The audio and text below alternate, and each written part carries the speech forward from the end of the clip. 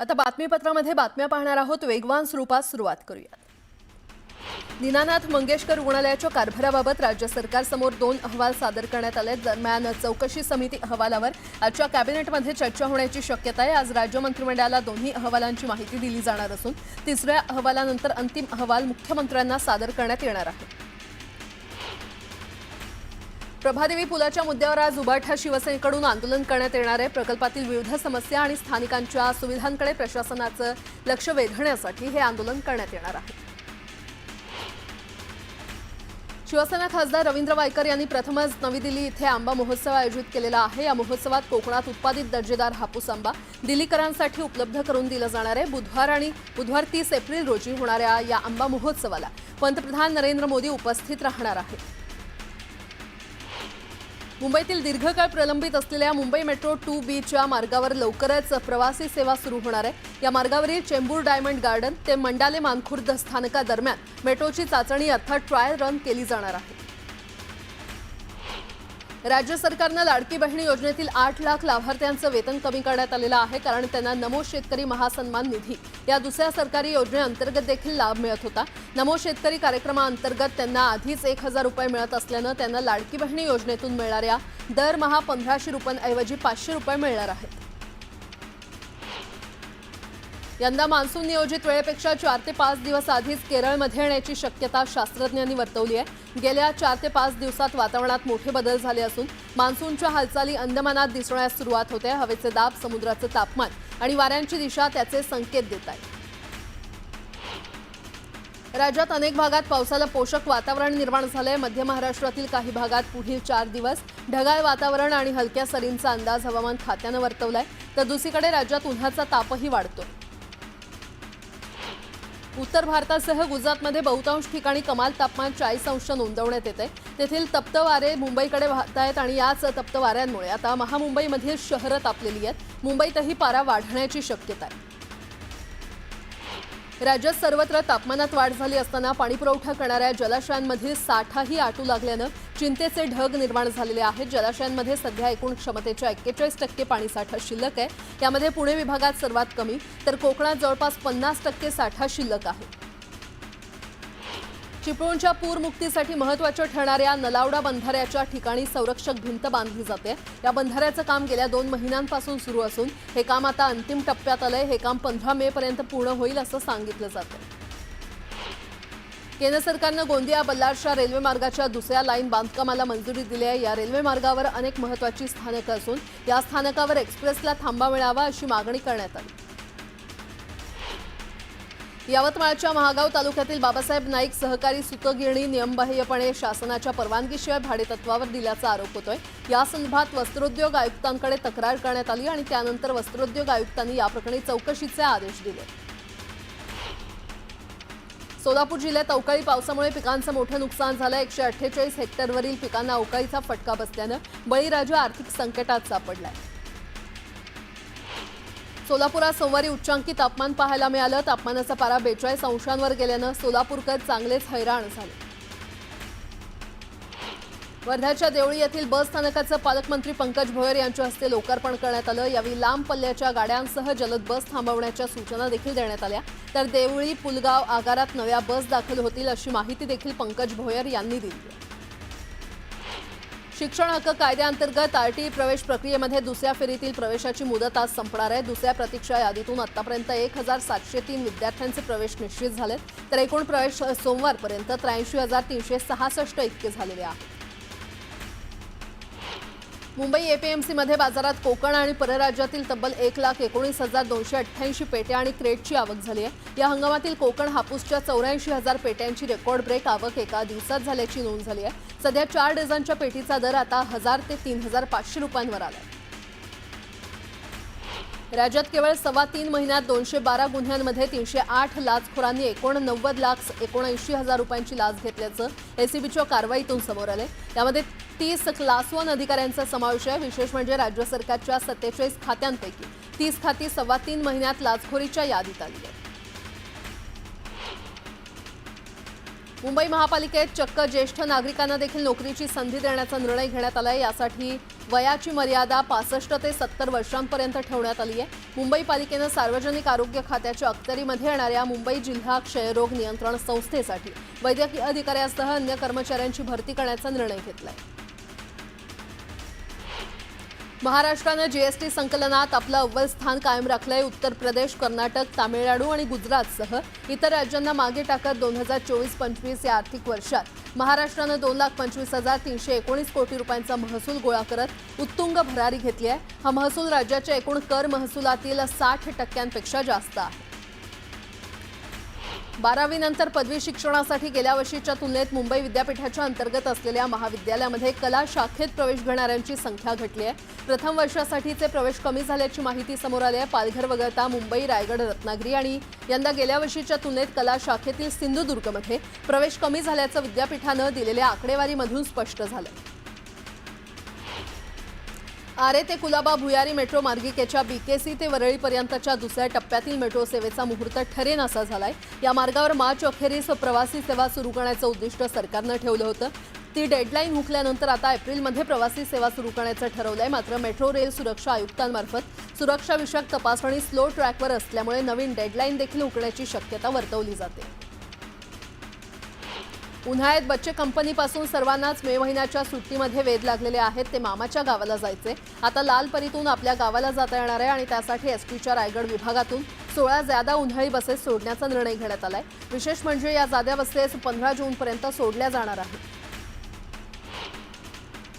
नागरिकांच्या हरकती सूचनांमुळे प्रभादेवी पुलाचं पाडकाम लांबणीवर पडलंय. हा पूल पाडून त्या ठिकाणी नवीन द्विस्तरीय पूल बांधण्यात येणार होता. त्यामुळे मंगळवारपासून हा पूल वाहतुकीसाठी बंद केला जाणार होता. मात्र मुंबई वाहतूक पोलिसांच्या आवाहनानुसार पूल बंद करण्यासंबंधी मोठ्या प्रमाणात नागरिकांच्या सूचना हरकती सादर झाल्या. फळांचा राजा असलेल्या आंब्याच्या वाणांपैकी हापूस आंब्याला वरचा दर्जा प्राप्त असला तरी भारतातून परदेशात निर्यात होणाऱ्या आंब्यांपैकी 51% निर्यात केशर आंब्याची होत असल्याचं आकडेवारीमधून समोर येतंय. विशेष म्हणजे भारत आंबा उत्पादनात जगात पहिल्या क्रमांकावर असला तरी आंबा निर्यात करणाऱ्या राष्ट्रांच्या यादीमध्ये भारताचा क्रमांक मागेच आहे.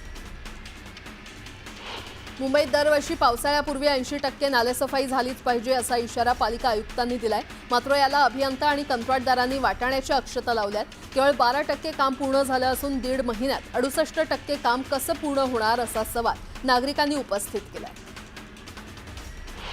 उन्हाच्या काहिलीनं त्रस्त असलेल्या लोकल प्रवाशांना मध्य रेल्वेनं खुशखबर दिली आहे. एसी लोकलच्या फेऱ्या वाढवण्यात येणार असून उद्यापासून त्याची अंमलबजावणी केली जाणार आहे. तुर्तास मध्य रेल्वेवर 6 एसी लोकल आहेत. त्यांच्या दिवसभरात 66 फेऱ्या होतात. आता या फेऱ्या 66 वरून 80 वर जाणार आहेत.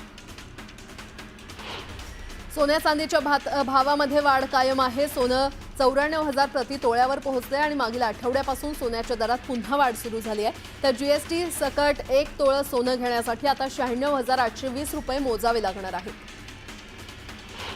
रोजगार उपलब्ध करून देण्यात महाराष्ट्र देशातलं क्रमांक 1चं राज्य ठरलं असून रोजगार उपलब्ध करून देण्याची महाराष्ट्राची क्षमता 84% असल्याचं समोर आलंय. यात 78%सह दिल्ली दुसऱ्या स्थानावर तर कर्नाटक तिसऱ्या स्थानावर असल्याचं इंडिया स्किल रिपोर्ट 2025च्या अहवालात समोर आलेलं आहे. सर्वाधिक रोजगार पुणे शहरात आहे. म्हाडाकडून बीडीडी चाळ पुनर्विकास प्रकल्पासाठी नियुक्त करण्यात आलेल्या वास्तुशास्त्रज्ञांच्या उपस्थितीमध्ये तक्रारांसोबतच फ्लॅटचं नुकतंच मोजमाप करण्यात आलं. यामध्ये आरसीसी काम पूर्ण झालेल्या फ्लॅटचं क्षेत्रफळ 500 चौरस फूट भरलं तर फिनिशिंगचं सर्व काम पूर्ण झालेल्या फ्लॅटचं क्षेत्रफळ 490 चौरस फूट भरलं. एसबीआयनं आपल्या मुदत ठेवींवरील व्याजदरात 0.10% कपात केली आहे. सर्वसाधारण आणि ज्येष्ठ नागरिकांना देखील हा सुधारित दर लागू राहील. एसबीआयनं आपली अमृतवृष्टी ही योजना नव्या स्वरूपात आणलेली आहे. पुण्यात सामान्य प्रसूतीपेक्षा सिझेरियन प्रसूतीचं प्रमाण वाढू लागलंय. गेल्या 3 वर्षात सिझेरियन प्रसूतींमध्ये सातत्यानं वाढ होते. गेल्या वर्षभरात हे प्रमाण 60% पोहोचलंय. आरोग्य व्यवस्थेतील या बदलत्या चित्राबाबत तज्ज्ञांनी चिंता व्यक्त केली आहे. नवी मुंबईतील पालिकेच्या कार्यालयांमध्ये बायोमेट्रिक हजेरी मशीन बसवण्यात आले आहेत आणि यासाठी लाखोंचा खर्च देखील करण्यात आलाय. मात्र तरीही कर्मचाऱ्यांचे पगार रजिस्टरवरील हजेरीच्या आधारे होत असल्यानं पालिकेच्या कामकाजावर नागरिकांनी सवाल उपस्थित केला. पवईतील निमस्तरीय जलाशयातील विद्युत उपकेंद्रात बिघाड झाल्यानं महापालिकेच्या एल विभागातील कुर्ला आणि चुनाभट्टीतील काही परिसराचा पाणी पुरवठा बंद आहे, तर काही भागात कमी दाबानं पाणी पुरवठा सुरू होता। दरम्यान दुरुस्ती पूर्ण झाल्यावर पवई उच्चस्तरीय जलाशय क्रमांक 2 भरून पाणी पुरवठा टप्प्याटप्प्यानं सुरळीत करण्यात येणार आहे। लातूर येथील रेल्वे बोगी बनवण्याच्या कारखान्यातून डबे बाहेर पडण्यासाठी आता सप्टेंबर 2025 असा कालावधी ठरवण्यात आलाय। हे काम कायनेट नावाच्या कंपनीकडे सुपूर्द करण्यात आलंय। वंदे भारतचे 1920 रेल्वे डबे बनवण्यासाठी 2 स्थायी आणि 2 निर्माण मार्गिका बनवण्यात येणार आहेत। आर्थिक संकटात सापडलेल्या बेस्ट उपक्रमात आता कर्मचाऱ्यांची कमतरता भासू लागली आहे। उपक्रमात सध्या 25,562 अधिकारी आणि कर्मचारी कार्यरत असून त्यातील निम्म्याहून अधिक कर्मचारी पुढील 2 वर्षात सेवानिवृत्त होणार आहेत। त्यामुळे येत्या काळात बेस्ट उपक्रमाची कोंडी वाढणार असल्याचं स्पष्ट झालं। जळगाव जिल्ह्यातील चोपडा तालुक्यात पपई लागवडीला वाढत्या उन्हाचा फटका बसतोय। उन्हापासून बचाव करण्यासाठी क्रॉप कव्हर लावण्यात येत आहे, मात्र खर्चाच्या मानानं दर मिळत नसल्यानं शेतकरी आर्थिक अडचणीत सापडलाय। सोलापुरातील नीलमनगर इथे सूत गोदामाला भीषण आग लागली। या आगीमध्ये सुदैवानं जीवितहानी झाली नसली तरी गोदामाचं मोठं नुकसान झालंय।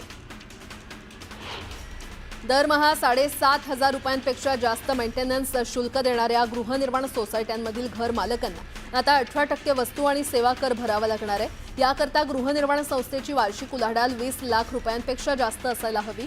या सोसायटीतील एखादा फ्लॅट मालक दरमहा 7,500 रुपयांपेक्षा जास्त मेंटेनन्स भरत असेल तर केवळ 7,500 रुपयांपेक्षा जास्त रकमेवरच नव्हे तर संपूर्ण मेंटेनन्सच्या रकमेवर 18% जीएसटी लागू होणार आहे।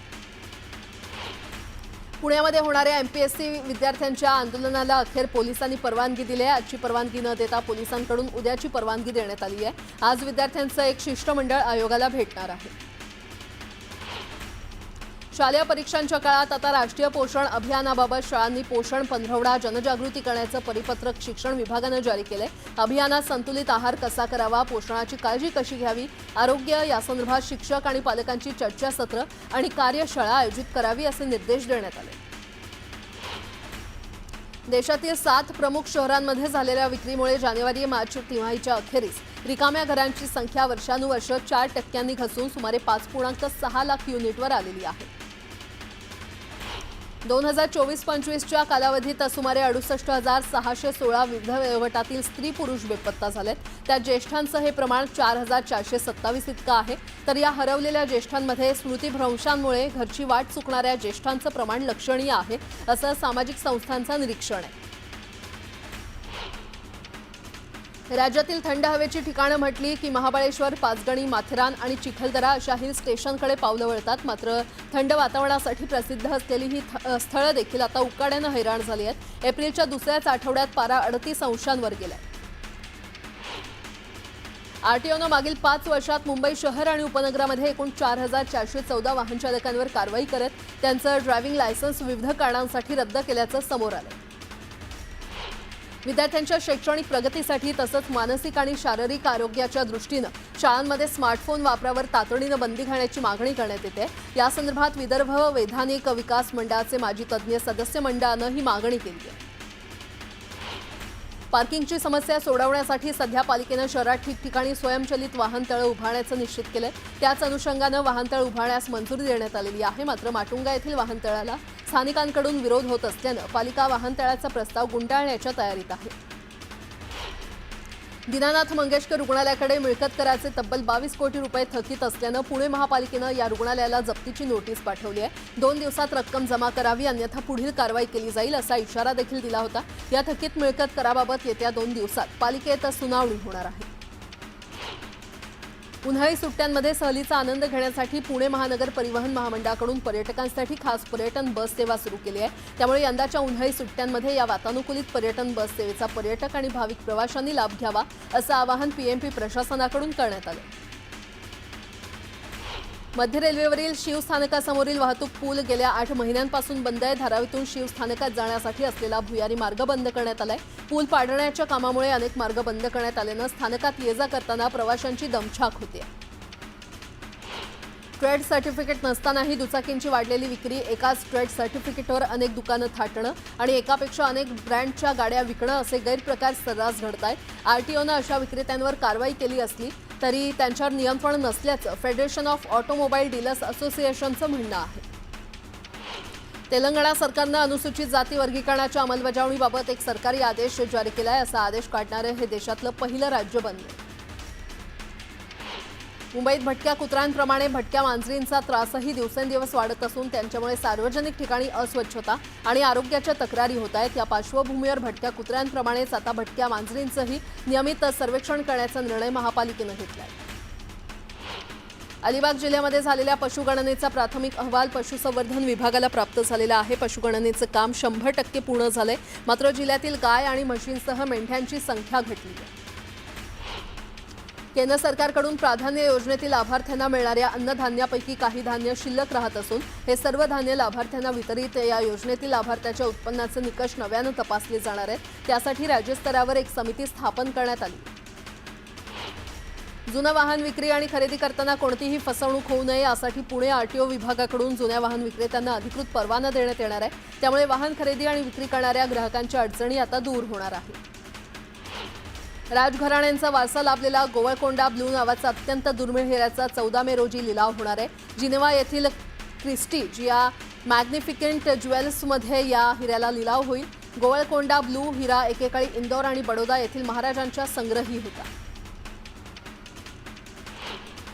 दौंड तालुक्यात सुमारे 20च्या जवळपास गोशाळा असून त्यापैकी 3 गोशाळा अनुदान प्राप्त आहेत. दरम्यान प्रत्येक गाईला दिवसाकाठी 50 रुपये अनुदान दिलं जातं. मात्र हे अनुदान पुरेसं नसल्याचं चित्र आहे.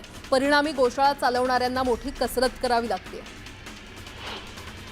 राष्ट्रीय आरोग्य अभियानांतर्गत राज्यात काम करणाऱ्या तब्बल 34,000 कर्मचाऱ्यांना गेल्या 2 महिन्यांपासून पगार मिळालेला नाहीये. राष्ट्रीय आरोग्य अभियानांतर्गत केंद्र शासनाच्या हिश्शापोटीचे 800 कोटी रुपये न मिळाल्यामुळे कर्मचाऱ्यांना पगार देता येत नसल्याचं आरोग्य विभागाच्या सूत्रांनी सांगितलंय. विद्यमान आमदारांकडून सह्याद्री साखर कारखान्यातील निवडणुकीत जागा वाटपाबाबत दिशाभूल केल्याचा आरोप होतोय. कराड उत्तरचे काँग्रेसचे तालुका अध्यक्ष निवास थोरात यांनी हा आरोप केलाय. सह्याद्री कारखान्याच्या सभासदांसाठी आमचा लढा कायम राहणार असल्याचं त्यांनी म्हटलं. पिंपरी चिंचवडमधील धक्कादायक माहिती समोर येते. एका इमारतीच्या परिसरात 12 भटक्या कुत्र्यांवर विष प्रयोग करण्यात आलाय. यात 5 श्वानांचा मृत्यू झालाय. भटक्या कुत्र्यांना खायला घालण्यावरून वाद झाला होता. त्यानंतर हा धक्कादायक प्रकार घडल्यानं या प्रकरणी गुन्हा दाखल करण्यात आलाय. दापोलीत राज्यमंत्री योगेश कदम यांनी विकास कामांचा धडाका लावलाय. दापोली शहरातील नागरिकांसाठी नळपाणी पुरवठा योजना लवकरच सुरू करणार अशी ग्वाही देखील कदमांनी दिली आहे. कार्ला येथील मळवली लोहगडसह भाजे आणि लोणावळा या पर्यटन स्थळांकडे जाणाऱ्या मळवली सदापूर रस्त्याची दुरवस्था झाली आहे. त्यामुळे पर्यटकांसह ग्रामस्थ देखील हैराण झाले. प्रवासादरम्यान प्रवाशांना पैशांची गरज भासल्यास त्यांच्यासाठी रेल्वे प्रशासनानं धावत्या ट्रेनमध्ये एटीएमची सुविधा केली आहे. सुरुवातीला मनमाड मुंबई दरम्यान धावणारी पंचवटी एक्सप्रेसमध्ये ही सुविधा दिली जाणार आहे. सांगलीच्या बिसूर येथे खासदार चषक राज्यस्तरीय प्रो कबड्डी स्पर्धा पार पडल्या. अंतिम सामन्यामध्ये पुण्याच्या बीसी फाउंडेशननं पुण्याच्या सतीश बाणेर संघावर विजय मिळवत 1.5 लाखांचं पहिल्या क्रमांकाचं बक्षीस पटकावलं. राज्य सरकारनं नुकत्याच जाहीर केलेल्या नवीन वाळू धोरणाच्या अंमलबजावणीच्या पार्श्वभूमीवर पुणे जिल्ह्यातील नद्यांचं सविस्तर सर्वेक्षण 2 टप्प्यात करण्यात येणार आहे. लिलाव प्रक्रियेमध्ये पारदर्शकता आणि ती प्रक्रिया यशस्वी होण्यासाठी हे सर्वेक्षण वेळेमध्ये होणं सध्या गरजेचं आहे. त्यासाठी सध्या मान्सूनच्या अगोदर होणारं सर्वेक्षण लवकरच हाती घेतलं जाणार आहे. मुंबईकरांच्या प्रवासाचा 125 वर्षांपासून कणा ठरलेला एल्फिन्स्टन रोड पूल आता बंद होतोय. वाहन चालकांसाठी पर्यायी मार्ग निश्चित करून प्रशासन मोकळं झालं तरीही लाखो पादचारी प्रवाशांचं काय असा सवाल उपस्थित होतोय. नियोजनामध्ये ढिसाळपणा केल्यानं नव्या पादचारी पुलाचं काम अर्धवट आहे आणि त्यामुळे मुंबईकरांची गैरसोय होते. झोपडपट्टी मुक्त मुंबई करण्यासाठी झोपडपट्टी पुनर्वसन प्राधिकरणाकडून खासगी विकासकांच्या माध्यमातून झोपडपट्टी पुनर्वसन योजना राबवल्या जात आहेत. या योजनांना आर्थिक बळ मिळावं, त्या वेगानं पूर्ण व्हाव्यात यासाठी महाराष्ट्र झोपडपट्टी क्षेत्र अधिनियमात बदल आणि सुधारणा करण्यात आली आहे. उन्हाळ्यामध्ये पाण्याची मागणी वाढलेली असताना पाणी बचत करणं देखील आवश्यक आहे. अतिपाणी वापरामुळे आवश्यक त्या ठिकाणी पाणी उपलब्ध होत नाही आणि त्यामुळे पुणे शहरातील मोठ्या सोसायट्यांना महापालिका पत्र लिहून पाण्याच्या काटकसरीनं वापर करण्यासाठी आवाहन करणार आहे. पुढील काही दिवसात हे पत्र सोसायट्यांना मिळणार आहे. तापमानवाढीमुळे अंगाची लाही होते आणि त्यामुळे शरीराला थंडावा मिळावा म्हणून उन्हाळ्यात लिंबू सरबत आणि इतर थंड पेयांना मोठी मागणी आहे. त्यामुळे एकीकडे उन्हाचा पारा चढत असताना दुसरीकडे लिंबाच्या किमती वाढल्यात. काही दिवसांपूर्वी 5 रुपयांना मिळणारे 3 लिंबू आता 5 रुपयांना 1 मिळत आहे.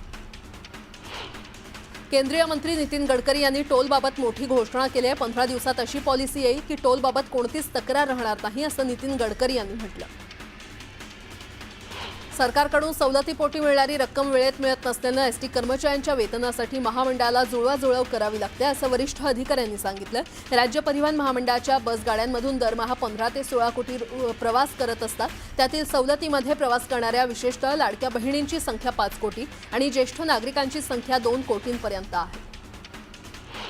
मुंबईवर दहशतवादी हल्ल्याचा मास्टरमाइंड तहव्वूर राणाची एनआयए दररोज 8 ते 10 तास चौकशी करते. दहशतवादी हल्ल्यामागे कुणाचा हात होता, कट कसा रचला, कुठे रचला याची माहिती समोर यावी यासाठी सखोल चौकशी सुरू आहे. फेब्रुवारी 2025 मध्ये राज्यातील 29,29,641 बेरोजगार तरुणांनी नोकरीसाठी नोंदणी केली आहे. त्याची आकडेवारी केंद्रीय कामगार आणि रोजगार मंत्रालयाच्या नॅशनल करिअर सर्व्हिसनं नुकतीच जाहीर केली आहे. गेटवे ऑफ इंडिया येथील प्रवासी जलवाहतुकीचा ताण कमी करण्यासाठी रेडिओ क्लब अपोलो बंदर इथे नवीन प्रवासी धक्क्याचं काम सुरू आहे. मात्र त्याला सुरुवातीपासूनच कुलाबा वासियांनी विरोध केलाय. ही जेट्टी दुसरीकडे स्थलांतरित करावी अशी मागणी करण्यात येते. यालाच पाठिंबा देत मिलिंद देवरा यांनी देखील मुख्यमंत्र्यांना पत्र लिहिलंय. मुंबई बाजार समितीमध्ये रोज 1500 ते 1800 टन आंब्याची आवक होते. याशिवाय थेट शेतकरी ते ग्राहक योजनेअंतर्गत देखील मोठ्या प्रमाणात आंबा मुंबई आणि नवी मुंबईमध्ये दाखल होतोय. सर्व माध्यमातून यावर्षी देखील 500 कोटी रुपयांची उलाढाल होण्याची शक्यता असून जुलै अखेरपर्यंत ग्राहकांना विविध प्रकारचे आंबे उपलब्ध होणार आहेत. बनावट आयडीद्वारे शिक्षक आणि शिक्षकेतर कर्मचारी नियुक्त्या करून सरकारला कोट्यावधींचा चुना लावल्याच्या घोटाळ्याची मुख्यमंत्र्यांनी गंभीर दखल घेतलेली आहे. नागपूर विभागात 5 अधिकाऱ्यांना अटक करण्यात आली आहे. सूत्रांच्या माहितीनुसार विभागात झालेल्या 580 नियुक्त्यांची चौकशी सुरू करण्यात आली असून या नियुक्त्या रद्द केल्या जाण्याची शक्यता आहे.